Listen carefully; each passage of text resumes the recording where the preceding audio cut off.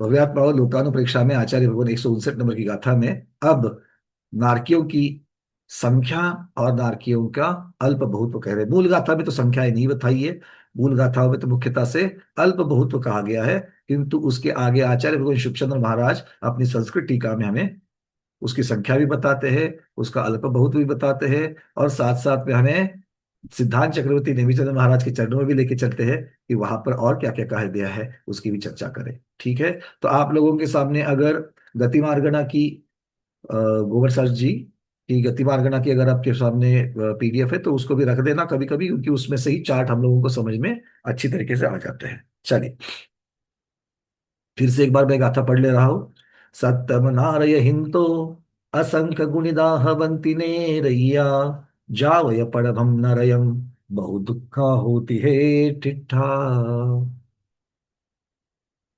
एक तो कह रहे हैं कि सातवें नरक में लेकर के ऊपर ऊपर ऊपर के नरकों में जब तक आएंगे, सातवें नरक से लेकर के ऊपर ऊपर आकर के क्या होता है, नारकियों की संख्या क्या होती जा रही है, नारकियों की संख्या क्या होती जा रही है, असंख्य गुणिदा, असंख्यात असंख्यात असंख्यात गुना होती जा रही है। एक कह रहे हैं, और दूसरा कह रहे हैं प्रथम नरक से जब नीचे नीचे नीचे जाओ तो नारकी की संख्या क्या होगी, कम होगी, और उसके साथ साथ में दुख तो बढ़ता बढ़ता जाएगा।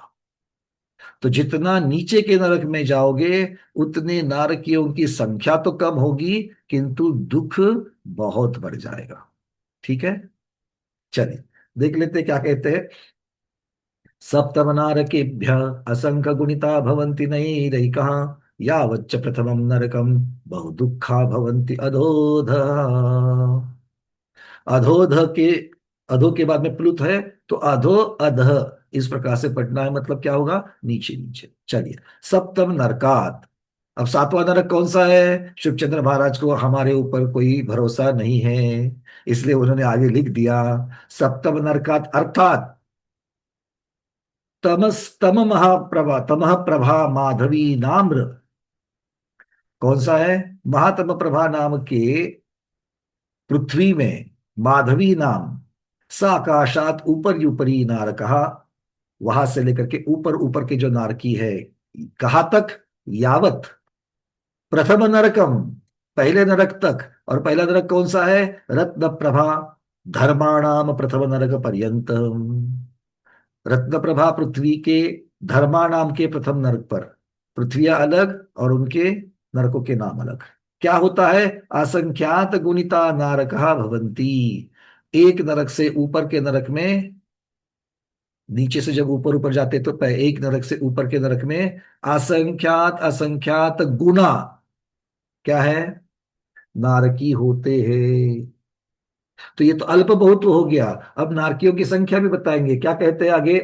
सप्तमे माधवी नामनी नरके नारकः सर्वस्तोकः, सातवें माधवी नाम के नरक में नारकी कितने हैं, सर्वस्तोकः, स्तोक मतलब सबसे कम, तो सबसे कम नारकी कहां पर है, सातवें नरक में सबसे कम नारकी है। सातवें नरक में जाने के लिए बहुत गंदा कुछ करना पड़ेगा, या कुछ भी करके जा सकते हैं सातवें में, कुछ भी पाप करेंगे तो सातवें में जा सकते हैं, या महाघोर पाप करना पड़ेगा सातवें में जाने के लिए, महाघोर पाप करना पड़ेगा, और वहां पर संख्या कम है। भाववासना क्या हो रही है, क्या समझ में आ रहा है, इसका मतलब है महाघोर पातक करने वाले भी कम है, महाघोर पातक करने वाले भी कम है, और वहां जाने के लिए लगता क्या है, वज्र वृषभ नाराज सहनन, जिस सहनन से मोक्ष हो सकता है, मतलब जिस व्यक्ति में, जिस जीव में वज्र वृषभ नाराज सहनन के साथ में मोक्ष जाने की भी पात्रता है, अगर वो महा घोर पातक करे तो सातवें नरक तक जा सकता है। तो हम जो आजू बाजू के लोगों को देखते रहते, कैसे देखते हैं, जब हमें गुस्सा आता है किसी के ऊपर, हमारे मन की जैसी बात नहीं होती, हम एक्सपेक्ट करते हैं, हम अपेक्षा रखते हैं कि इसने ऐसा करना चाहिए, और तब वो ऐसा नहीं करता है तो हमें बड़ा क्रोध आता है। अगर हम क्रोध व्यक्त करें या ना करें आगे की बात है, क्योंकि अगर हम व्यक्त करने की परिस्थिति में है तो हम व्यक्त करेंगे। अगर हम व्यक्त करने की परिस्थिति में हैं तो हम व्यक्त करेंगे। अगर मान लो कि बड़े बुजुर्ग है जिनके बारे में आपको जबरदस्त गुस्सा आ चुका है, और आपके यहाँ पर ऐसी पद्धति की बड़ों के सामने मुंह नहीं खोलते, तो कितना भी गुस्सा आएगा तो मन में तो गुस्सा आएगा, बोलोगे कुछ नहीं। और जहां पर व्यक्त कर सकते हो वहां पर बिल्कुल मन में क्रोध आएगा, बोल करके भी दिखाओगे, फटाफट अपमान के साथ, और ऐसे शब्द की पूछो मत। और उसके पश्चात अगर हाथ भी जहां चला सकते हो वो अगर आपके हाथ पकड़ा आ गया तो उसको दो मिल भी जाएंगे। मतलब हम जैसे व्यक्त हो सकते हैं उस क्रोध के माध्यम से, सिर्फ मन में विचार करके, वचनों के साथ, और फिर काय से भी हम लोग क्रिया कर सकते हैं। तो ऐसी क्रिया हम लोग ऐसी इतने अपने भावों से करते कि सामने वाला हमारा महापातकी है। गुस्सा देखो कहां पर हमको देखना है, अपना गुस्सा देखना है। हम ऐसा गुस्सा करते हैं साइड से सामने वाला महापातकी हो, और ऐसा जबरदस्त महादोष कर रहा है कि जैसे नरक चला जाए। है क्या ऐसा? आचार्य भगवान तो कहते नहीं, हर कोई उठ करके सातवें नरक नहीं जा सकता है। मतलब हमें अपनी सोच बदलनी पड़ेगी। हमें अपनी सोच बदलनी पड़ेगी। क्या है इसका मतलब? हर कोई उठ करके, जिसके ऊपर आपको गुस्सा आ रहा है, वो इतना पातक नहीं कर रहा है कि नरक तक जाए। समझ में आ रही बात है मैं क्या कह रहा हूं? इसका मतलब है हमें सामने वाले को इतना दोषी भी नहीं मानना चाहिए कि वो नरक में जाए, और हमारे सामने अगर वो इतना दोषी नहीं है कि जो नरक में जावे, अगर इतना बड़ा पातक नहीं कर रहा है, तो हमें अपना क्रोध भी तो लिमिट करना चाहिए, हाँ या ना? क्या पता ऐसा क्रोध करने से हम कहीं भटक ना जाए। समझ में आ रही है? बातें क्लियर हो रहा है? अरे हाँ या ना? नहीं। इसलिए मैं हमेशा चाहता हूं, आप लोगों के लिए नहीं, मेरे लिए, कि हर एक गति में ना थोड़ा सा अवधि ज्ञान देना चाहिए। हर एक गति में थोड़ा सा अवधि ज्ञान देना चाहिए। कितना देना चाहिए? कम से कम इतना तो पता चले कि पिछले जन्म में क्या करके आए हैं।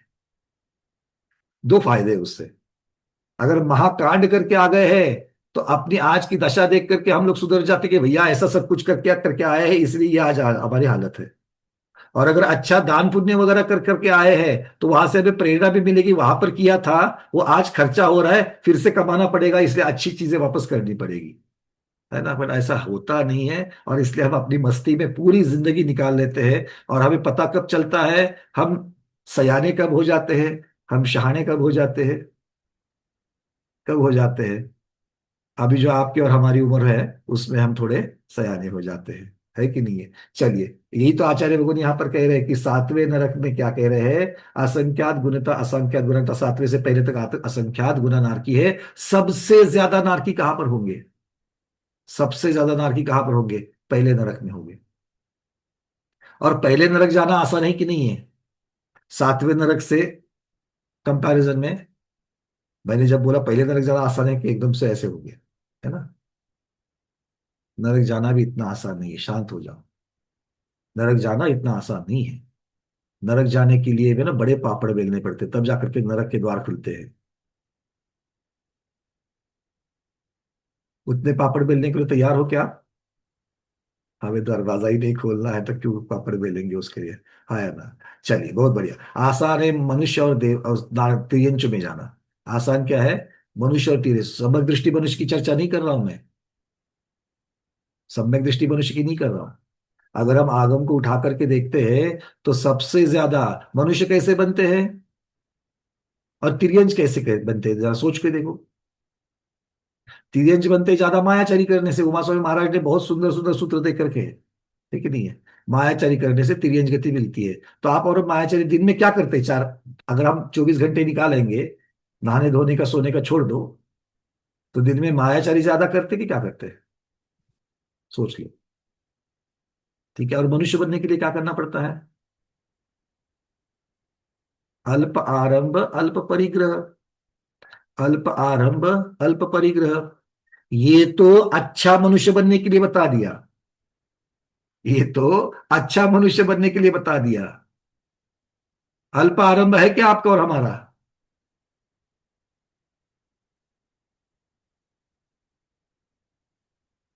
हाँ, अपना अपना देखना है, दूसरे का थोड़ी देखना है। हाँ, और आज क्या कर रही है नहीं देखना है। स्वाध्याय करते करते 5-6 वर्ष जिसको हो गए ना, वो आज क्या कर रहे हैं वो नहीं देखना है, उसके पहले क्या करते थे। है कि नहीं है। आप सब लोगों ने, हमने देखा है आयुबंध की चर्चा। आज जो 60 में है, आज जो 60 में है, उसने सोचना कि 40 की उम्र में मैं क्या कर रहा था, क्योंकि पहला आपका काल आपको कब मिला था आयुबंध का? 40 की उम्र में मिला था। तो 40 की उम्र में क्या कर रहे थे?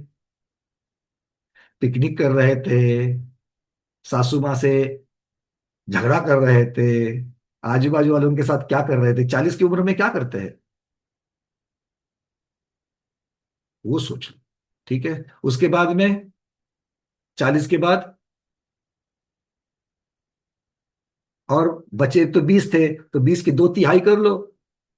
2/3 कितनी होती है? मोटा मोटी में 7 साल होती है। फिर 47 के साल में क्या करो। देखो, ये सारी चीजें जब हम लोग देखते हैं ना, तो फिर हमें समझता है कि हाँ भैया, अगर कुछ हुआ है अब तक तो सोचने वाली बात है।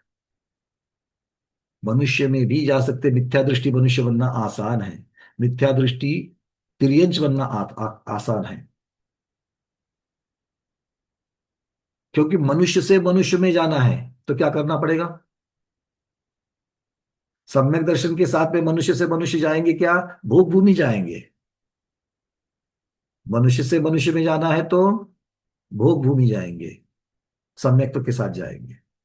तो मनुष्य के साथ ऐसे ही आम आदमी बनना है वापस, तो जैसे अभी हम लोग आम आदमी बने कि नहीं बने कर्म भूमि के, क्या करना पड़ेगा? क्यों ब्रह्म जी, क्या करना पड़ेगा? कुछ करने की जरूरत नहीं है, मिथ्यात्व को पालते रहो। अल्प आरम अल्प परिग्रह करने की तो हम लोग बात कर ही रहे हैं हर रोज। तो जाएंगे फिर से। और देवों में जाना है तो, देवों में जाना है तो कम से कम पीतलेशा चाहिए। कम से कम पीतलेशा। पद्म शुक्ल तो बहुत बड़ी बात है, वो पढ़ने के लिए अच्छी लगती है। और पीतलेशा का प्रकरण कभी कभी हफ्ते में एक बार तो उठा करके देखना चाहिए। मैं तो बोलता हूँ एक हफ्ते में एक बार उठा करके देखना चाहिए कि पीतलेशा का लक्षण क्या बताया है। क्या हम वो हमारे भाव है। आप सबको लोगों के लिए आज ये होमवर्क है। जो जो लोगों ने घुमट जीवकांड किया है, और जिन्होंने नहीं किया है वो हमें मैसेज करे, हम उनको भेज देंगे। बस एक गाथा है, प्रत्येक लेशिया के बारे में बताने वाली एक एक गाथा है। एक गाथा को आपको देखना है। देखोगे? देख कर क्या आओगे कल? हाँ, पीत लेशिया के बारे में पढ़ के आना, पद्म लेशिया के बारे में पढ़ के आना। ऊपर शुक्ल को तो छोड़ दो। पीत में रहना कितना मुश्किल है, पीत से पद्म में चढ़ना कितना मुश्किल है। और उसके साथ कापोत लेशिया भी पकड़ के आना। तो पीत से कापोत में जाना कितना इजी है, ये भी देख लो। तो देवों में जाना भी इतना सुलभ नहीं है, नरकों में जाना इतना सुलभ नहीं है, मनुष्य तिरेश में जाना बड़ा सुलभ है। और देवों के लिए, देव बनते भी तो मनुष्य तिर्यंच ही है। नारकी के लिए, नारकी भी बनता मनुष्य तिर्यंच ही है। इसलिए आसान क्या है, 4 गति में कहा जाना आसान है, मनुष्य या तिर्यंच में जाना। किंतु कौन सा मनुष्य? मिथ्या दृष्टि मनुष्य।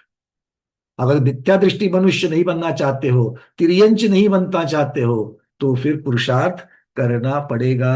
आचार्य भगवान 7वें नरक में सबसे कम है। कितने कम है? सर्वस्तो का मतलब कितने कम है? आचार्य भगवान कह रहे, श्रेण्य संख्येय भाग प्रमिता। श्रेण्य संख्यित मतलब श्रेणी के असंख्यातवें भाग प्रमाण। मतलब जगत श्रेणी डिवाइडेड बाय असंख्यात, ये क्या आ जाएगा? 7वें नरक के नारकी की संख्या। देखो, कम है करके बोला था ना। कम है 7वें नरक में, कम है करके बोला कि नहीं बोला? सुरेश जी, कितना कम है? कितने कम है बोलो? जगत श्रेणी को असंख्यात का भाग दे दो, तो कितने आ जाते हैं? उत्तर क्या आएगा? असंख्यात ही तो आएगा। तो 7वें नरक में भी भाई असंख्यात ही है। कम है किंतु असंख्यात है। और 7वें नरक के दुख असंख्यात नारकी भोग रहे हैं। जाना महामुश्किल है, किंतु क्यों? क्योंकि वहां जाकर के 33 सागर की उत्कृष्ट आयु को लेकर के मिल जाती है वहां। तो 33 सागर इतनी बड़ी आयु है, उसमें कितने सारे, मतलब वहां जो गए वो तो निकल नहीं रहे हैं, और नए नए नए नए नए 33 सागर में वहां पर जमा हो रहे हैं। बात समझ में आ रही है? सबसे कम है। और वैसे ही सर्वार्थ सिद्धि में चले जाओ, आयु 33 सागर की, तो 33 सागर तक पहले वाले जो गए वो तो बाहर नहीं निकलेंगे, किंतु 33 सागर में नए नए नए नए जो है वो तो आते ही रहेंगे। भले भरत ऐरावत से ना आवे, भले भरत ऐरावत से ना आवे, विदेह से तो आ ही सकते हैं। हाँ या ना? और अभी हम लोग यहां से सातवें नरक जा सकते हैं क्या? नहीं जा सकते, क्योंकि वज्र वृषभ तारा सहनन है ही नहीं है, इस पंचम काल में हीन सहनन है। किंतु विदेह क्षेत्र में तो ऐसे जीव है जो आज भी सातवें नरक में जा रहे हैं। तो आचार्य वो कहते हैं श्रेण्य असंख्य ये भाग प्रमिता, श्रेणी के असंख्यात में भाग प्रमाण है। अब आगे क्या कह रहे हैं? ये तो मोटा मोटी हो गया। अब गणित बताओ, असंख्यातवा भाग मतलब कौन सा असंख्यातवा भाग? श्रेणी को तो भाजित करना है। तब वो कह रहे हैं निज द्वितीय वर्ग मूल भक्त जगत श्रेणी मात्रा नारकः भवंती। किसको भाजित करना है? जगत श्रेणी को भाजित करना है। भाग किसको लगाना है? जगत श्रेणी को। पहले भी बताया था श्रेणी असंख्यत भागा, तो जगत श्रेणी को ही भाग लगाना है। किसका भाग लगाना है? निज द्वितीय वर्ग मूल, उसके बाद भक्त शब्द लगा दिया। मतलब नीचे मतलब किसका? जगत श्रेणी का ही द्वितीय वर्ग मूल से भाजित करना है। तो अब यहां से शुरू हो जाएगा, क्या शुरू हो जाएगा? चार्ट। चार्ट है आपके सामने, यहां से देख लेना। शेयर कर रहा हूं।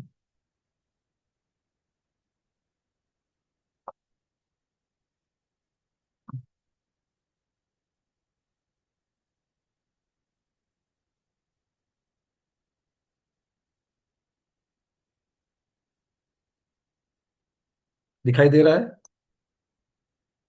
चलिए, सबसे नीचे हम किस चर्चा कर रहे हैं? सप्तम नरक ही, माधवी नरक जो है, इसका नाम माधवी, उसके उसकी चर्चा कर रहे हैं। जगत श्रेणी को निज द्वितीय वर्गमूल, अपने ही जगत श्रेणी के ही द्वितीय वर्गमूल, इससे भाजित करना है। ठीक है? तो ये कितने आते हैं? इसका मतलब है ये श्रेणी के असंख्यातवें भाग प्रमाण आ जाते हैं। मैं जितना कह रहा हूं उतना ही वहां पर देखना। अगर और यहां वहां अगर आपकी नजर जाकर के वो पढ़ना शुरू करोगे, तो ना वो समझ में आएगा जो लिखा हुआ है, और ना मैं जो कह रहा हूं वो समझ में आएगा। ठीक है ना?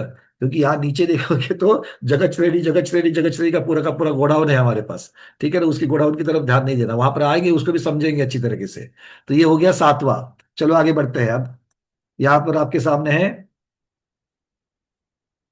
देखो क्या कह रहे हैं। सबको यहाँ पर दिख भी रहा है। अब यहां से आगे चलते कहा षष्टे। षष्टे नाम क्या है? मघवी नामनी नरके।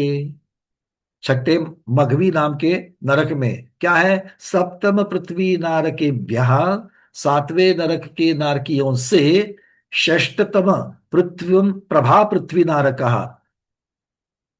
छठे कौन से है?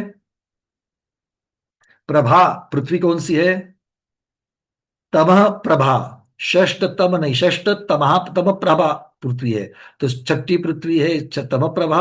और उसके अंदर नरक, नरक कौन सा बताया? मघवी नामा नरक। तो इसमें कितने हैं? असंख्यात गुना। अर्थात सातवें नरक से छठे नरक में असंख्यात गुना ज्यादा है। और ये असंख्यात कैसे निकालेंगे? तो वो कह रहे हैं निज तृतीय वर्ग मूल भाजित जगत श्रेणी मात्रा भवंती। तो अब चलते हैं वापस। देखो, षष्टम पृथ्वी, मघवी नरक, इसमें जगत श्रेणी को, जगत श्रेणी से ही तृतीय वर्गमूल से एक वर्गमूल बढ़ाया ना यहां पर, तो तृतीय वर्गमूल से गुणा कर लेंगे।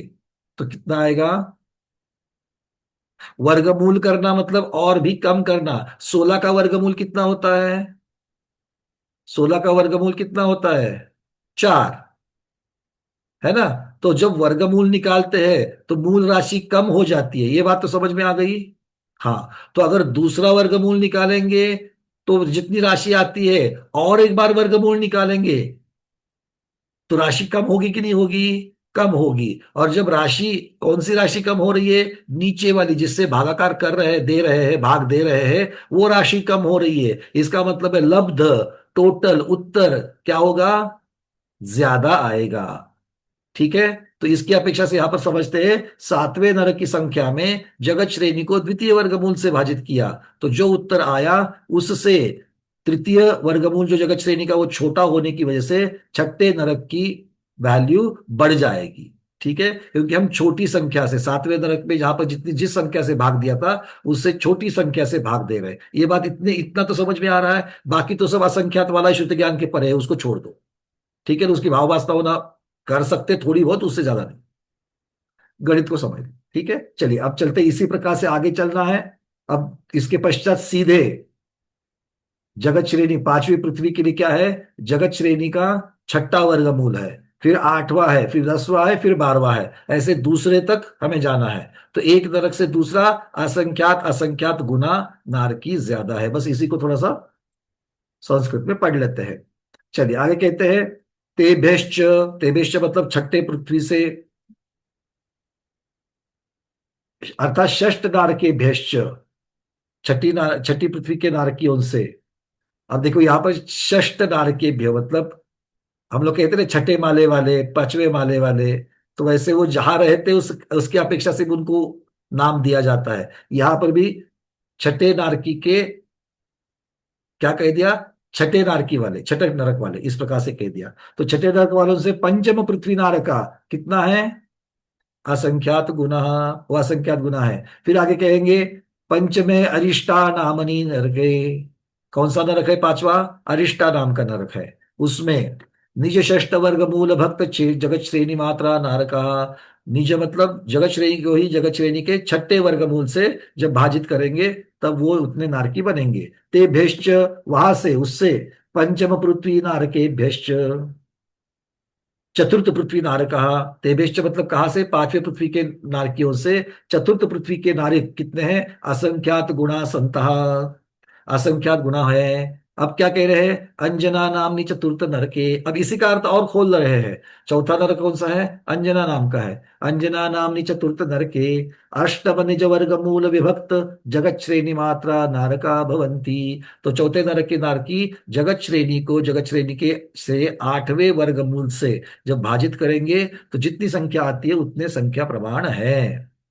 उसके पश्चात तेभ्यश्च अर्थात चतुर्नारकेभ्य तृतीय पृथ्वी नारक, अर्थात चौथे नरक से के नारकियों से तृतीय नरक के नारकी, तृतीय पृथ्वी की जो नारकी है वो असंख्यात गुना संता, असंख्यात गुना होते हैं। अब उसका नाम बताएंगे, वालुका प्रभा मेघा नामनी। वालुका प्रभा नाम की पृथ्वी में मेघा नाम का जो नरक है, कौन सा, ये तीसरा नरक है। इस तीसरे नरक में तृतीय नरक के दशम निज वर्ग मूल परहत।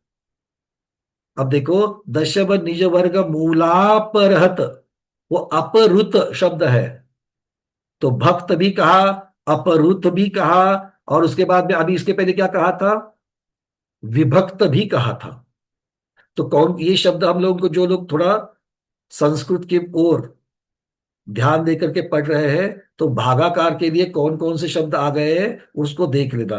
भक्त शब्द भी आ गया है, भाजित शब्द भी आ गया है, उसके बाद में विभक्त शब्द भी आ गया, और अब यहाँ पर अपहृत ये शब्द भी आ गया। अपहृत करना मतलब क्या है, भाग देना ही है यहाँ पर। दशम निज वर्ग मूला परहृत जगत श्रेणी मात्रा धारका भवंती। अपहृत किसे कर रहे हैं, जगत श्रेणी को अपहृत कर रहे हैं। अपहृत करना मतलब क्या है, कम करना, कुछ निकाल लेना। अपहरण होता है कि नहीं होता है, अरे भाई अपहरण होता है कि नहीं होता है। तो किसी के फैमिली से किसी व्यक्ति का अपहरण हो गया, तो फैमिली से व्यक्ति की संख्या कम हो गई क्या बढ़ गई, कम हो गई ना। तो अपहरण करना, अपहृत करना मतलब कम करना, कम करना मतलब माइनस से नहीं, बहुत भाजित करके भागा कर करके, ये इसका अर्थ करना है। चलिए आगे कहते हैं, आप लोग थोड़ा सा ना चेहरे पर ये दिखाओ कि समझ में तो आ रहा है, नहीं तो समझ में बिल्कुल भी नहीं आ रहा है। ऐसे दोनों में से कुछ तो एक भाव रखना, ठीक है ना। हाँ मतलब वीतराग भगवान के भाव मेरे समझ में नहीं आते कि मैं रुकू, फिर से बताओ कि आगे चलो, ये समझ में नहीं, थोड़ा सा सहायता कर देना। आगे चलते हैं। अब तेभ्यश्च, तेभ्यश्च मतलब क्या, कौन बताएगा, ये तेभ्यश्च शब्द का अर्थ क्या, कौन बताएगा, रितु दीदी बोलिए। तेभ्यश्च शब्द का अर्थ क्या करेंगे यहाँ पर, तृतीय पृथ्वी से नीचे। बहुत बढ़िया, मतलब तृतीय पृथ्वी नीचे नहीं, तृतीय पूर्वी की पृथ्वी की अपेक्षा बता रहे हैं। तेभ्यश्च अर्थात तृतीय पृथ्वी नारकेभ्यो, तीसरे नरक के नारकियों से द्वितीय नरक के नारकः दूसरी नरक के नारकी असंख्यात गुना, असंख्यात गुना है। कितने हैं? द्वादश निज वर्ग मूल भक्त जगत श्रेणी मात्रा। शब्द भक्त आ गया वापस यहां पर। तो जगत श्रेणी को जगत श्रेणी के ही 12वें वर्ग मूल से भाजित कौन है? दूसरे नरक का नाम वंशा नामनी, वंशा नाम के द्वितीय नरके नारका भवंती, दूसरे नरक के नारकी होते हैं। अच्छा, अब दूसरे तक तो आ गए।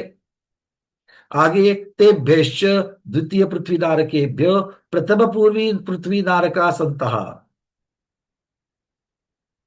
रत्न प्रभा धर्मा नामनी प्रथम नरके। अब यहां पर क्या कहेंगे? तेभ्यश्च दूसरी पृथ्वी से पहली पृथ्वी वाले भी क्या है? वो भी ज्यादा है। और पहली पृथ्वी की चर्चा करने से पहले वो क्या कह रहे हैं यहां पर? आगे प्रथम नूरपुर पृथ्वी नारका संता। अब यहां पर जो बात आ गई है, मैंने जहां पर हाईलाइट किया हुआ है, यहां पर एक संख्या दे रहे हैं। संख्या कितनी है? घनांगुल द्वितीय मूल गुणित जगत श्रेणी मात्रा। अब यहां पर भाजित नहीं कह रहे हैं, यहां पर भाजित नहीं कह रहे हैं, गुणित कर रहे हैं। तो जगत श्रेणी को गुणा करना है। किससे गुणा करना है? घनांगुल के द्वितीय मूल से गुणा करना है। क्या करना है? घनांगुल के द्वितीय मूल से गुणा करना है। तो ये कित कहा है?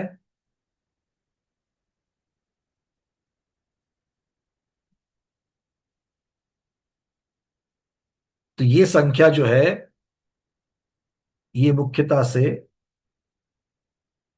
सर्वनारकियों की संख्या है। यहां पर आप देख सकते हो द्वितीय वर्गमूल मतलब यहां पर घनांगुल का चौथा मूल लिखेंगे या फिर दो के ऊपर दो का घात लिखेंगे, जैसे अब तक आ रहे थे। द्वितीय वर्गमूल कहेंगे या चतुर्थ मूल कहेंगे, इस दोनों बातें एक ही बात है। ये समझ में आ गया? तो ये यहां पर जो कह रहे हैं, वो पढ़ते पढ़ते हम लोग ये गलती कर सकते हैं कि दूसरे पृथ्वी से प्रथम पृथ्वी में कितने जीव है, तो पहले पृथ्वी की संख्या समझ लेंगे। किसे? जो यहां पर लिखा गया है, जो मैंने हाईलाइट किया है, रत्न प्रभा धर्मा नामनी प्रथम नरके घनांगुल द्वितीय मूल गुणी जगत श्रेणी मात्रा नारका भवंती। ऐसा यहां पर आ गया है। किंतु नीचे भी उन्होंने हिंदी में भी इसको ठीक कर दिया है। हिंदी में भी क्या कहा है? यदि जगत श्रेणी का, ये तो अंक संदृष्टि बताई है, ये तो अंक संदृष्टि वाला हो गया, उसके पहले ही देखना होगा। हाँ, दूसरे नरक के नारकियों से असंख्यात गुने प्रथम नरक के नारकीय, बस यहां तक बता दिया। असंख्यात गुने बता दिया। ठीक है, यहां से कह रहे सो समस्त नरकों के नारकियों का प्रमाण घनांगुल के दूसरे वर्गमूल से जगत श्रेणी को गुना करने से जो प्रमाण आवे उतना है। तो इसीलिए हमें यहां जो पढ़ने को मिल रहा है, जो हमने हाईलाइट कर दिया है, वो आप लोग भी अपनी प्रति में भी यहां पर हाईलाइट करना कि रत्न प्रभा धर्मा नामनी प्रथम नरके। इसका अर्थ ये नहीं करना कि पहले नरक की ये संख्या है, पहले नरक की संख्या आगे कहने वाले हैं। ये यहां पर आगे ये जो शब्द है, तो यहां पर आपको दंड लगाना चाहिए बीच में। पहला वाक्य यहां पर समाप्त हो जाएगा। हे मांगे दीदी, ध्यान देना इसको।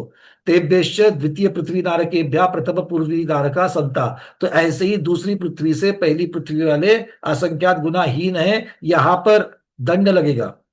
और फिर ये जो वहां पर लिखा हुआ है संता रत्न प्रभा धर्मा नामी, नहीं यहां पर नहीं लगेगा। यहां पर प्रथम नरके प्रथम पृथ्वी नारका संता रत्न प्रभा धर्मा नामनी प्रथम नरकी, यहां पर दंड लगेगा पूरा का पूरा। मतलब इसको मैं अगर क्लियर कर दूं यहां से, हाँ, तो दंड यहां पर अंत में, क्योंकि यहां से आगे जो लिखा हुआ है घनांगुल द्वितीय मूल गुणित जगत श्रेणी मात्रा नारका भवंती, ये इसके साथ जाएगा। या तो ये प्रिंटिंग मिस्टेक हो सकती है। एकत्रीकृत षड नारक संख्या ही ना प्रथम नरके नारक संख्या भवंती। सामान्य नारका सर्व पृथ्वीजा घनांगुल द्वितीय वर्गमूल गुणित जगत श्रेणी प्रमिता भवंती। तो यहां पर नीचे तो उन्होंने कह दिया है कि सभी नारकियों की संख्या, सभी मतलब सातवें नरक तक के नारकियों की संख्या, पहले नरक से सातवें नरक के नारकियों की संख्या कितनी है? तो घनांगुल द्वितीय वर्गमूल गुणित जगत श्रेणी प्रमिता, जैसे यहां पर नेमिचंद्र सिद्धांत चक्रवर्ती महाराज ने भी गोमटसार में कहा है कि सर्व नारकियों की संख्या घनांगुल के द्वितीय वर्गमूल कहो या फिर चौथे वर्गमूल से कहो, और उसको श्रेणी को, जगत श्रेणी को गुणाकार कर देना। ये सभी नारकियों की संख्या आ गई। ठीक है। तो पहले नारक के नारकियों की संख्या अभी तक बताई नहीं थी, तो वो यहां पर एक वाक्य पहले हम लोगों को पढ़ने के लिए मिल गई। कौन सी है वो? एकत्रीकृत षडनारक संख्या ही ना। तो जो छह नारकों की संख्या बताई, सातवें की, छठे की, पांचवें की, चौथे की, तीसरे की और दूसरे की, ये जो संख्या बताई है, ये संख्या, ये छह को एकत्रित करो और कुल नारकियों की संख्या से उसको माइनस कर लो। सात नरकों की संख्या, उसमें से दूसरे से सातवें नरक की संख्या माइनस करेंगे तो किसकी आएगी? पहले नरक की संख्या आ जाएगी। और यही गणित हमारे चार्ट का अंत वाला गणित था। यहां पर अगर आप देखेंगे, प्रथम पृथ्वी धम्मा नरक के नारकियों की संख्या अर्थात सर्व नारकियों की संख्या माइनस शेष छह पृथ्वियों के नारकियों की संख्या, तो क्या होगा? टोटल नारकियों की संख्या कितनी है? घनांगुल के द्वितीय वर्गमूल से श्रेणी को गुना करना है, तो हमने गुना कर दिया। इसमें से माइनस करना है किसको?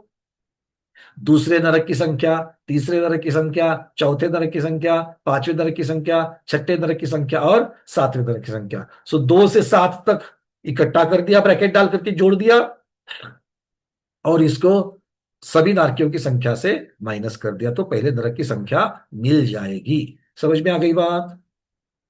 चार्ट भी समझ में आ रहा है? और जो हम संस्कृत टीका पढ़ रहे थे, उसमें भी कैसे उसको पढ़ना है, थोड़ी सी प्रिंटिंग मिस्टेक वहां पर है पीडीएफ में, तो उसको भी कैसे पढ़ना है देख लिया। बातें समझ में आ गई? क्या समझना है इसमें? ज्यादा कुछ समझने जैसा नहीं है। सभी असंख्यात असंख्यात असंख्यात है। सबसे कम सातवें नरक में है। सातवें से छठे में असंख्यात गुना जाना, छठे से ऊपर असंख्यात गुना ज्यादा, असंख्यात गुना गुना गुना करते तक दूसरे तक आ जाना। ठीक है। फिर सातवें से दूसरे तक को इकट्ठा करना और टोटल नारकियों की संख्या से माइनस करना, तो बचे हुए पहले नरक में आ जाएंगे, वो भी दूसरे से असंख्यात गुना। अब ये तो अल्प बहुत्व हो गया, असंख्यात गुना ये अल्प बहुत्व हो गया, मतलब तुलना हो गई। और संख्या अगर जाननी है तो फिर जगत श्रेणी को जगत श्रेणी के कौन से वर्गमूल से भाजित करना है, वो देखते देखते देखते जाओ। दूसरा है, तीसरा है, छठा है, आठवां है, 10वां है, 12वां है, तो इस प्रकार से उन्होंने कह दिया। ठीक है। क्लियर है? अब हमारी मूल गाथा में और एक भाग बच गया, क्योंकि पहली जो लाइन थी गाथा की, प्राकृत गाथा की, उतना ही उत्तर यहां तक अभी तक उन्होंने बताया है। अब तक दूसरे लाइन का चर्चा हुई नहीं है, तो दूसरे लाइन में क्या बताया था वहां पर आचार्य भगवान ने, उसको भी देख लेते हैं।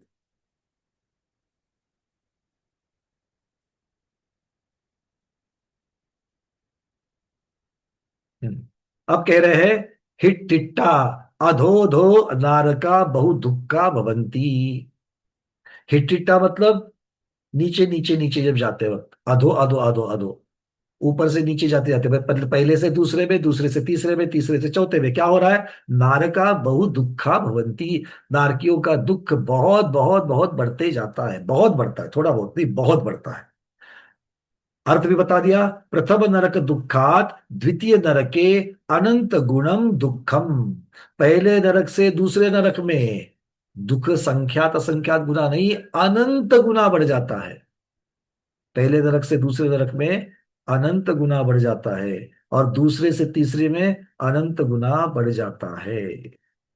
ठीक है। और इसके आगे उन्होंने, शुभचंद्र महाराज ने अंक संदृष्टि रखी है। रैडपहा 2 1 सक्करा वालू पंक धूम तमस्तम सर्वनार का, इस प्रकार से इन्होंने वहां उसके आगे अंक लिखते लिखते लिख के अपनी अंक संदृष्टि दिखाई है। अब इस अंक संदृष्टि को भी अगर समझना है तो हम यहां पर समझ सकते हैं। सभी नारकियों को तो बताया ही है उसी प्रकार से, बस एक आपको चार्ट में दिखा देता हूं ताकि आपके समझ में आ जाएगा। क्योंकि अंक संदृष्टि में क्या है, आपके पास मुख्यतः से फॉर्मूला तो दे दिया है सब जगह पर, और फॉर्मूले में आपको किसी न किसी अंकों की रचना करनी है, और वो अंक की रचना करेंगे तो आपको एक तुलनात्मक दिखेगा। अच्छा, सातवें नरक में अगर मान लीजिए 100 नारकी आए हैं, तो हमको 250 300 कहाँ दिखेंगे? छठे नरक में दिखेंगे। फिर कुछ 1000 1500 और आगे दिखेंगे, तो ऐसे बढ़ते बढ़ते बढ़ते बढ़ते हमको दिखेंगे। तो इसी प्रकार से टोटल नारकी कैसे होते हैं उसकी एक संख्या यहाँ पर निकाल करके दिखाई है, तो वो आपको दिखा देते हैं।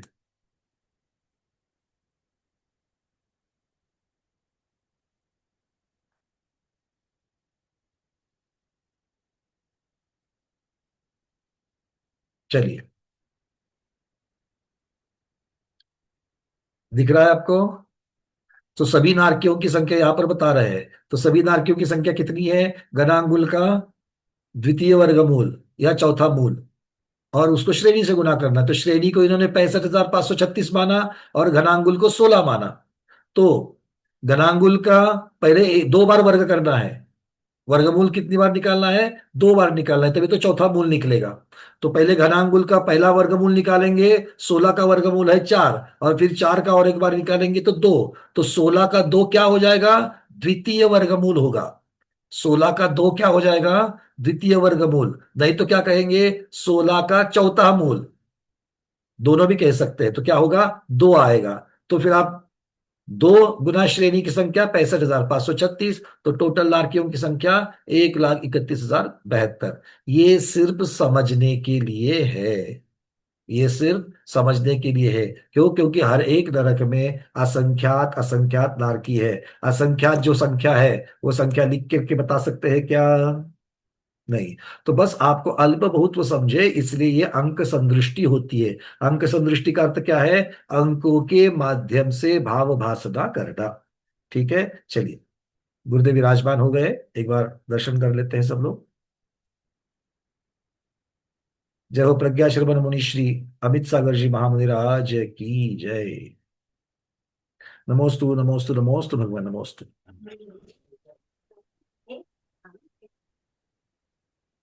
चलिए, तो ये हो गई गाथा क्रमांक 159। अब चलेंगे गाथा क्रमांक 160 के पास।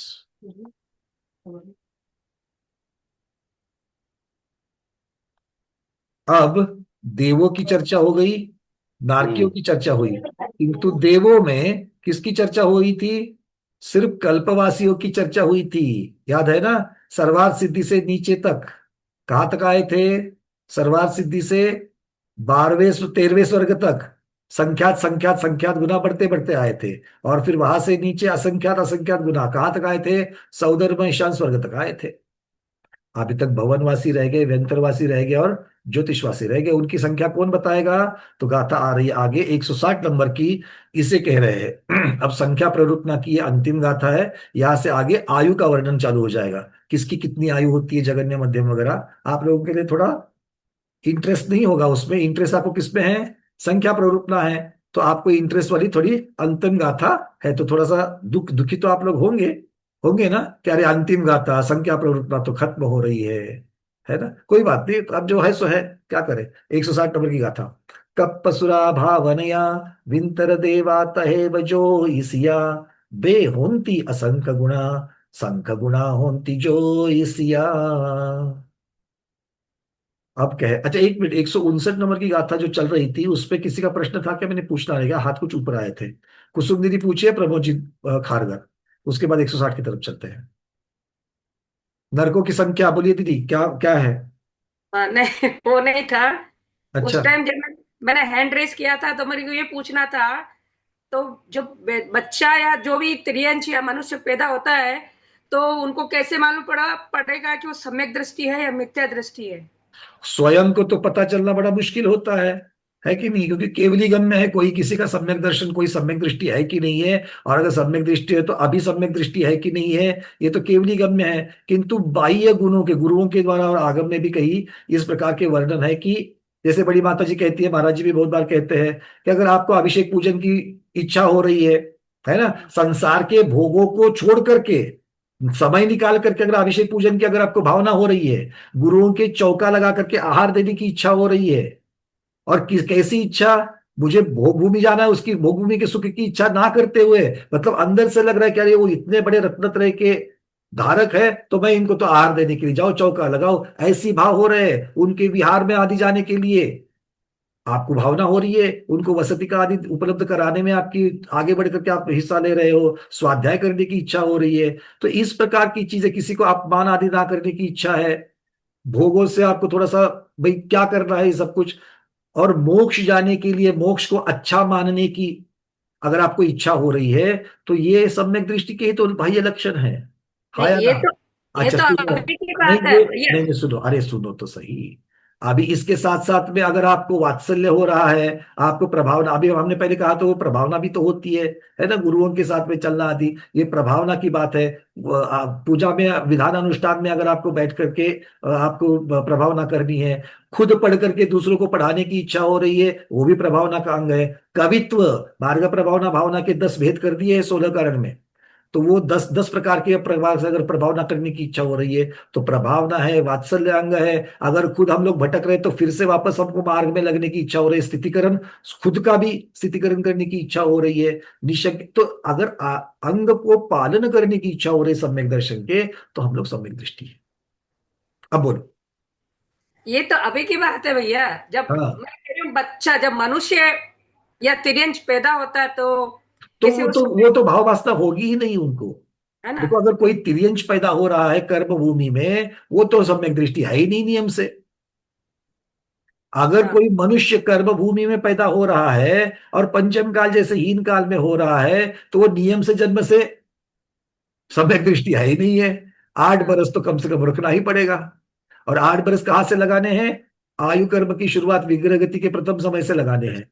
ठीक है, इस प्रकार से लगाओगे तो ये भाव भासना कौन कर सकता है? जिसका उसके ऊपर उपयोग लग रहा है ऐसे लक्षणों की तरफ, तो वो जो है, जिसको कभी ना कभी तो गुरु की देशना मिली है, तो ऐसे जीवों के ही चल करके भाव वासना हो सकती कि भैया हाँ, थोड़ा चर्चा तो करे कि सम्यक दर्शन है कि नहीं है, क्या हम लोग सही रास्ते पर चल रहे हैं कि नहीं चल रहे, बाकी तो फिर जैसे नहीं नहीं, मेंढे कई चलते बार, रहे।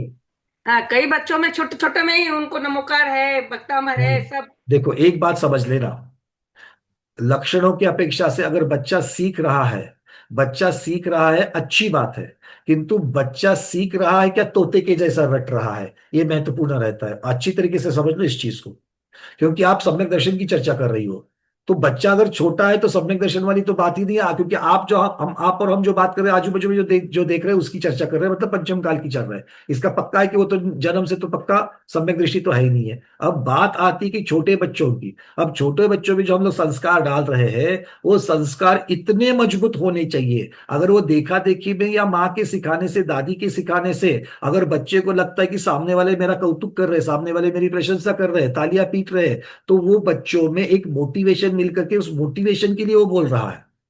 और ऐसे संस्कार तकलादू शब्द को गलत अर्थ मत निकालना, वो कमकवत होते हैं। कब वो टूट जाते हैं? जब बाह्य उसको, जब उसको संगति मिलती है।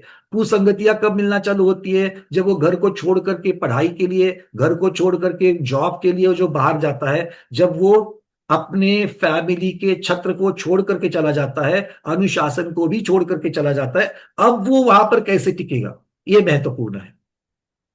महिलाओं में भी इस प्रकार से देखा जाता है कि, या फिर पुरुषों में भी देखा जाता है कि विवाह के पश्चात अगर मान लो कि पति इस प्रकार की विचारधारा ना रखने वाला हो, और अगर पत्नी वहां पर इस प्रकार की विचारधारा रखने वाली आ जाती है, तो वो कब तक अपने विचारों को पकड़ पाती है? क्या वो भी ससुराल में जो ऐशो आराम की जिंदगी है, इस प्रकार के भोगों के पीछे लगे, तो वो भी लग जाती है। ये बहुत सारी चीज, और बहुत सारे जो ऐसे जीव है कि वो अपने को नहीं छोड़ते हैं, जो अपने संस्कार है। मैंने देखने में तो ऐसे भी है बच्चे, कि बच्चों की भी मैं चर्चा कर रहा हूँ या फिर बड़ों की भी मैं चर्चा कर रहा हूँ, यहां से निकल कर, अब यहाँ पर तो अनुकूल वातावरण है, मैं जब आपको हॉस्टल की चर्चा कर रहा हूँ या अन्य जगह पर रहने की जो चर्चा कर रहा हूँ, वो प्रतिकूल वातावरण है। घर के अनुकूल वातावरण में तो आपने सारी चीजों का अच्छी तरीके से देखा, उसके संस्कार रह गए, किंतु बाहर जाकर के किस प्रकार से आप कर रहे हो, तो वहां भी पाले जाते हैं। मेरे देखने में ऐसे है पूना में तो, क्योंकि ये पूना जो हमारा है, ये पढ़ाई के लिए तो बहुत बड़ा हब है। यहाँ पर बहुत अलग अलग पूरे भारतवर्ष से बच्चे पढ़ने के लिए आते हैं, तो अपनी पढ़ाई को संभाल करके, गुरुओं का चौका लगा करके, चौका दे करके नौकरी कॉलेज में जाने वाले बच्चे मैंने देखे। जहां पर आराम से जिंदगियां निकालने वाले जैन श्रावक, दिगंबर जैन श्रावक समाज चौका नहीं लगा रहा है, वहां पर बच्चे और वो भी सिर्फ लड़कियां नहीं, लड़के भी उसमें हैं, जो तीन चार लड़के, चार पांच लड़के मिल करके चौका लगा रहे हैं, सब्जी रोटी बना रहे हैं, महाराज जी को आहार दे रहे हैं, और फिर अपने जॉब करने के लिए जा रहे हैं। वो भी जॉब कौन सा? सॉफ्टवेयर इंजीनियर का। अब बोलो, ऐसे संस्कार इतने, और ये संस्कार कब रहते हैं, टिकते हैं? जब उसकी स्वयं की भाववासना होती है, स्वयं की श्रद्धा उसमें होती है। अब आप चर्चा करो सम्यक दर्शन की। तो इसीलिए बच्चों में जब चर्चा करेंगे, बड़ों में चर्चा करोगे, तो वो व्यक्ति प्रतिकूल परिस्थिति भी किस प्रकार से भी, क्योंकि हम लोग कैसे देख सकते हैं उसको, बिहेवियर से तो पता चल सकता है। और दूसरी बात, अभी तो मैंने चर्चा की वो चारित्र मोहनीय कर्म की अपेक्षा से करी। ये जरूरी नहीं है कि चौका लगा रहा है मतलब सारी चीजें वो आगम की मानने वाला है। वो उस समय में गुरु के या फिर किसी के भी कहने में आकर के किसी भी चीज को मान सकता है, क्योंकि उसके लिए तो वो प्रमाण है वहां पर। तो इसीलिए सम्यक दर्शन उससे और एक चीज आगे जब बढ़ करके हो जाती है। तो चर्या मात्र से भी पता चलता है, और चर्या से ही पता चले ये भी जरूरत नहीं है। इसीलिए कहा जाता है कि ये केवली गम्य है। अगर अंतिम उत्तर है तो केवली गम्य है। ठीक है। ठीक है। गुरुदेव को इसके ऊपर अगर कुछ टिप्पणी करनी है, भगवान, आप इसके ऊपर कुछ कहना चाहते हो? महाराज जी, आप अनम्यूट कर सकते हो, क्योंकि आपने तो ऐसे ऐसे को देखा होगा कि आपने पूरे भारतवर्ष में आप विहार करते हो, तो कैसे कैसे प्रकार के जीव आपको मिलते हैं, आप सभी बता सकते हो। गुरुदेव, हाँ बोलिए। भाई देखो, ऐसा है कि जब नर्सरी से ही संस्कार यदि हैं तो कुछ बन सकता है। बाकी नर्सरी से संस्कार, अब जो वृक्ष जो है मजबूत हो गया है, अब उसको मोड़ना बहुत मुश्किल है। वो तो जी उसका कोई लाखों में कोई एक आध व्यक्ति के जीवन में परिवर्तन आ जाए। बाकी बचपन से उसने अपने माता पिता को घर में धार्मिकता नहीं देखी, सत्संगति नहीं देखी, पैसे पैसे के व्यापार व्यापार के पीछे भाग रहे हैं। और घरों में भी इतना राग द्वेष में बड़ा हुआ है छोटी छोटी चीजों में। और जो बड़े बड़े घर थे वो तो खत्म हो गए, सामूहिक परिवार, संयुक्त परिवार, एकल परिवार रहे, परिवार की फैमिली। और जितने सर्विसमैन के परिवार के जितने बच्चे हैं, उनके अंदर तो नम्रता आना बहुत कठिन हो जाता है। बिल्कुल सही गुरुदेव आपने कहा। क्योंकि जैसे गुरुदेव कह रहे हैं कि नर्सरी से, छोटेपन से अगर उनके ऊपर हमेशा उसको आपने अच्छी तरीके से उसको पनपने दिया है, तभी ये चीजें होगी। क्योंकि बहुत बार स्वाध्याय फोन करते हैं सामने से, भैया हम तो अष्टमी चौदस को पालन करना चाहते हैं, हमारे बच्चे बिल्कुल नहीं कर रहे। क्यों? क्योंकि आप उनके प्रश्नों के उत्तर नहीं दे पा रहे। आपने उनको सही समय पर आप उन्हें उनको मार्ग में नहीं लगाया है। हम जब एक गांव में जीवंत उदाहरण देते हैं। हाँ भगवान, जीवंत उदाहरण देते हैं एक फैमिली का। हम जब 97 में यात्रा पर गए थे शिखर जी की, शिखर जी से हम चंपापुर भागलपुर गए। भागलपुर में एक पाटनी परिवार फैमिली अभी भी है, और सूरत में, पटना में, और वहाँ एक चार पांच जगह उनकी ब्रांच है। कपड़े का अच्छा बड़ा व्यापार है। तो उनके जो मेन व्यक्तित्व थे, उन्होंने एक बहुत अच्छी बात बताई हमको कि महाराज जी, हमारे यहाँ 2 वर्ष का बच्चे का भी हमारे व्यापार में शेयर है, तो हमारा उसका सहयोग है। तो हमने पूछा ऐसे कैसे 2 साल का बच्चा आपके उसमें शेयर करता है आपके उसमें। उन्हें एक बहुत अच्छी बात बताई कि जब हम अकाउंट्स करते हैं, खातवही करते हैं, बैठे हैं गद्दी पर, और हमारा वो बच्चा छोटा सा खेल रहा है, तो हम उससे कहते हैं तुम एक गिलास पानी लेके आओ। यदि हम पानी पीने जाएं, उठ करके जाएं, तो हमारा समय वेस्टेज। जो घर की गृहिणियां हैं वो काम कर रही हैं, उनसे पानी के लिए कहें तो उनका समय, तो वो इतना काम करने लायक है कि एक गिलास पानी अच्छे से ला करके हमें दे सकता है। तो हमारी गृहिणियों का समय बचता है हमारा, और हम 2 कलम ज्यादा लिख सकते हैं। तो उसका इस व्यापार में उसका शेयर हो गया। बिल्कुल वो ये काम में आ गया वहां ये पर। ये मोटिवेशन आपको करना पड़ेगा। अभी हम जब भी देखते हैं कि हमारे अन्य देश क्यों तरक्की कर रहे हैं, जापान के बारे में, तो वहां पर हर व्यक्ति को बचपन से ही सबसे पहले स्वयं का काम स्वयं करना सिखाया जाता है। बिल्कुल बिल्कुल बिल्कुल। रास्ते पर अब कैसे हमारे यहाँ चलना से घरों में लेकर एक के। एक छोटे छोटे काम के लिए झाड़ू वाली अलग है, बर्तन वाली अलग है, पोछे वाली अलग है। क्या ऐसे नाटक मचा रखा है, पैसे का फालूदा बना रखा है। जो कार्य स्वयं को करना चाहिए वो नौकर चाकर कर रहे हैं। ये बात चाहे बिल्कुल सही है। हमारी व्यवहारिक पद्धति हो और चाहे धार्मिक पद्धति हो, हमारी पूजन सामग्री को स्वयं अपने हाथ से तैयार करना चाहिए, मंदिरों में साफ सफाई स्वयं करना चाहिए। सबके लिए पुजारी है, छोटे छोटे काम के लिए नौकर रख रखे हैं। अब केवल जितनी पैसे के दम पर सावधानता, तुम सब करना गुरुदेव आप चाहते सही हो। कह रहे हो, आप जितनी सावधानता हम लोग अगर सामग्री बनाने में लगाएंगे या झाड़ू लगाने में लगाएंगे, क्या नौकर उतने रख सकते हैं? उसको तो कोई उसका संबंध ही नहीं है कि चींटी को बचा रहा है कि नहीं जीवों को बचा रहा है, उसके लिए तो कुछ है ही नहीं है। बस तो फिर अब बहुत ये जो सुंदर। चीजें आ गई हैं, बिल्कुल बिल्कुल इसमें बिल्कुल।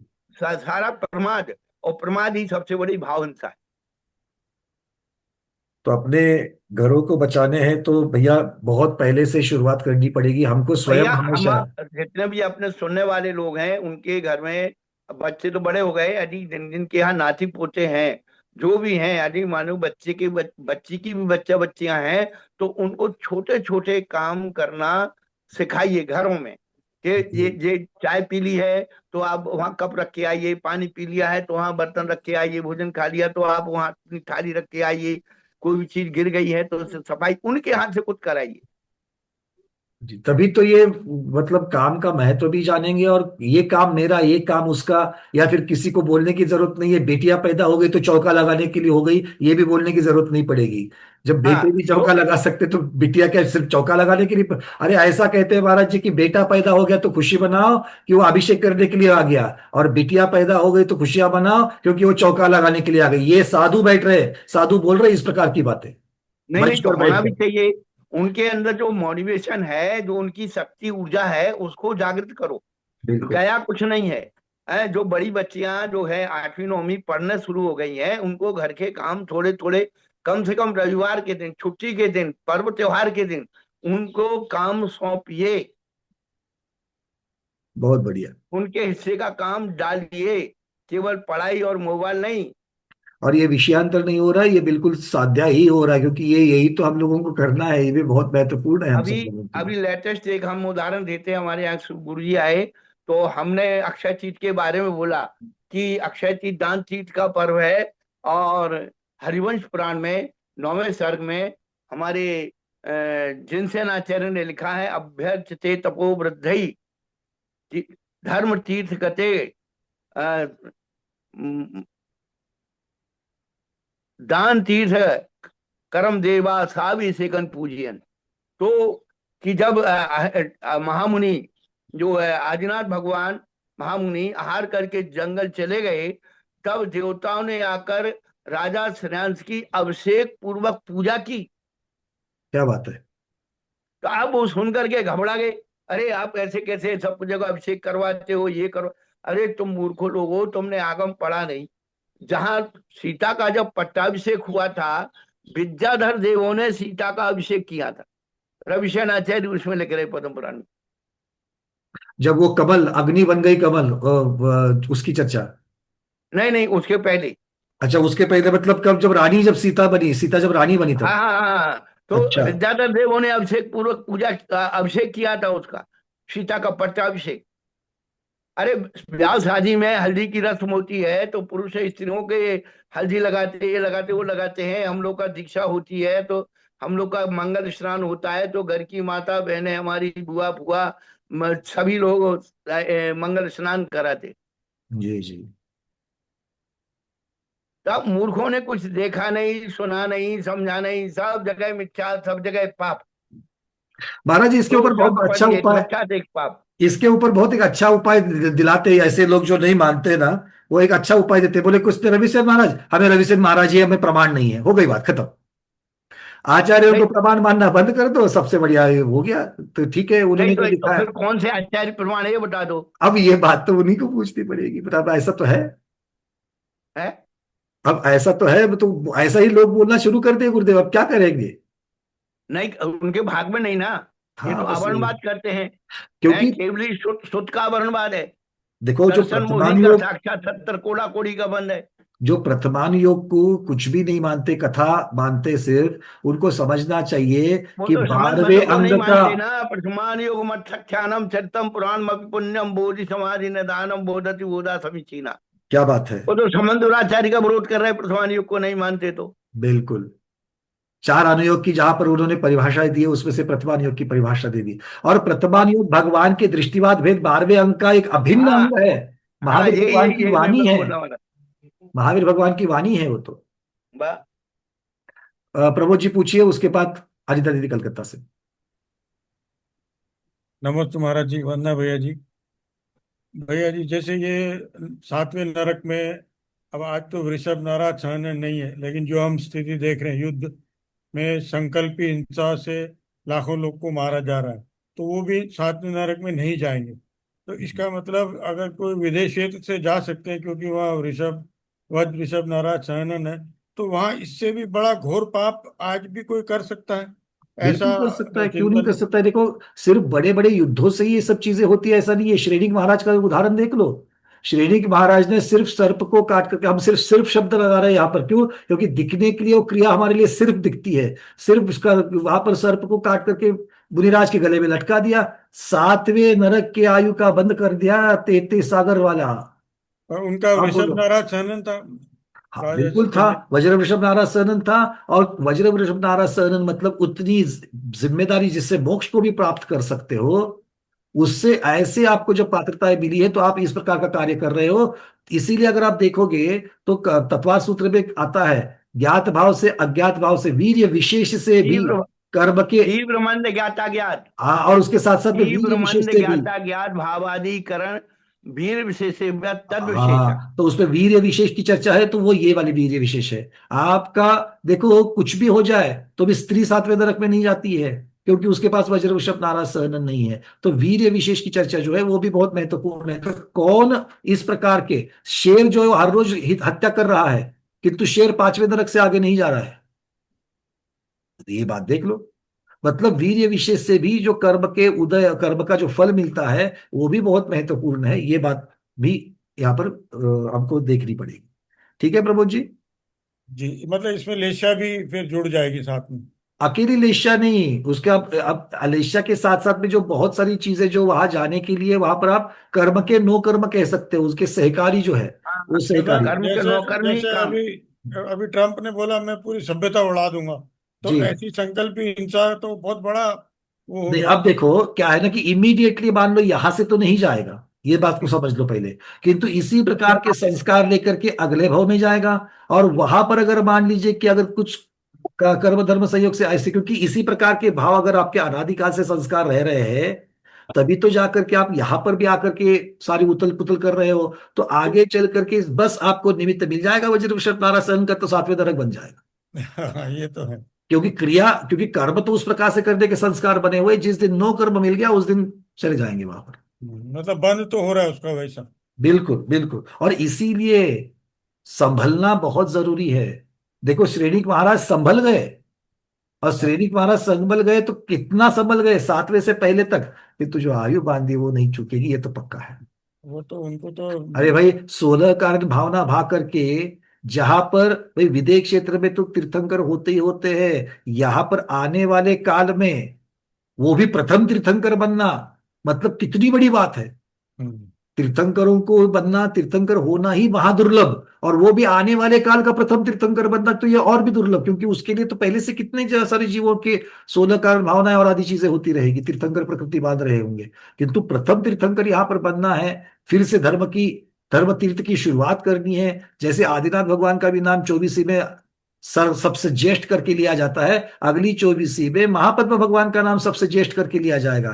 तो ये है कि नहीं, इसके लिए कुछ तो मतलब ऐसा, इतने संभले, बट इतना संभल करके भी नरक नहीं छूटा है। ये बातें महत्वपूर्ण है। जी। अनिता दीदी पूछिए जल्दी से। नमस्ते गुरुदेव।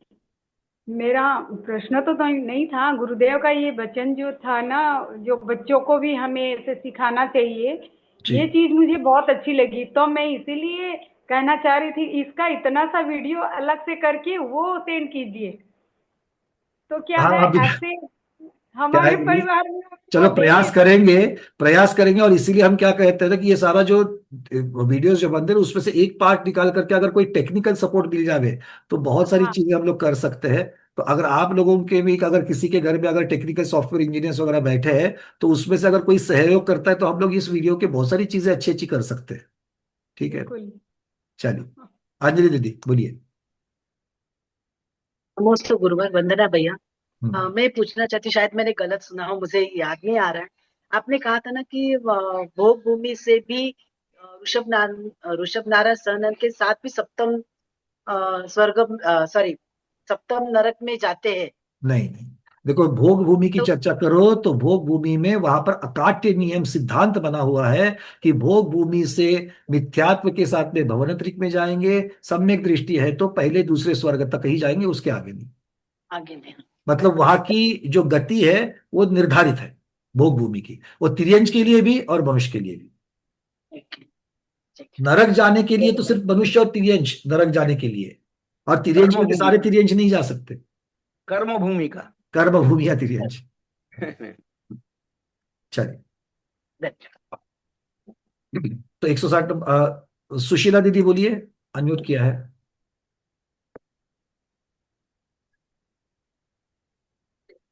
सुशीलाज आईपैड करके यहाँ पर लॉगिन है। हाँ बोलिए दीदी। हाँ, जय जिनेन्द्र भैया जी, वंदना। बोलिए। महाराज सबको मेरा नमोस्तु नमोस्तु, माता जी को वंदना।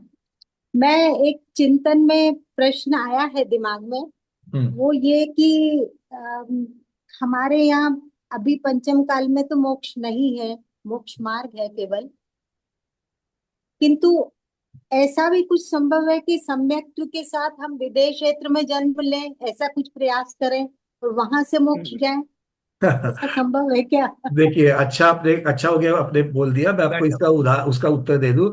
सबसे पहली बात है तो विदेश क्षेत्र में अगर जाना है तो या तो मनुष्य बन के जाना पड़ेगा, नहीं तो तिर्यंज बन के जाना पड़ेगा, है ना। क्योंकि देव तो ऊर्ध्वलोक में है, नारकी अधोलोक में है, तो वो तो विदेश क्षेत्र जी। वहां है नहीं है। तो विदेश क्षेत्र में अगर मनुष्य और तिर्यंज, और वो कर्म भूमि है, अगर तीर्थंकर भगवान जहां पर भी विराजमान है वो कर्म भूमि है। तो अगर हम लोग मनुष्य से मनुष्य में जाएंगे और वो जी। भी सम्यक्त्व के साथ में, तो वो तो सिर्फ एक ही पॉसिबिलिटी बनती है कि आपने पहले मनुष्य की आयु बांधी है और उसके बाद में आपने सम्यक्त्व पाया है, और सम्यक्त्व के साथ वर्ण करके आप सिर्फ और सिर्फ भोग भूमि जाओगे, उससे और नहीं, अगर आपने मनुष्य आयु बांधी है तो। अगर आपको कर्म भूमि में जाना है, कर्म भूमि से कर्म भूमि में जाना है, वो भी पंचम काल से जाना है, मिथ्यात्व के साथ ही जा सकते हैं। ये पहली बात हो गई। और दूसरी बात, विदेश क्षेत्र की अभी की जो आयु है वो इतनी बड़ी बड़ी आयु है, और मनुष्य आयु जो है वो शुभ आयु है। तो शुभ आयु बांधने के लिए आपको इतनी बड़ी आयु बांधने के लिए जो सारे प्रयास करने पड़ेंगे, क्या वो अभी कर पाएंगे, ये महत्वपूर्ण बात है। किंतु अदरवाइज सिर्फ और सिर्फ मिथ्यात्व के साथ जा सकते हैं। बस एक मिनट, मैं एक बात बोलूं मतलब, एक मिनट, एक मिनट माता जी।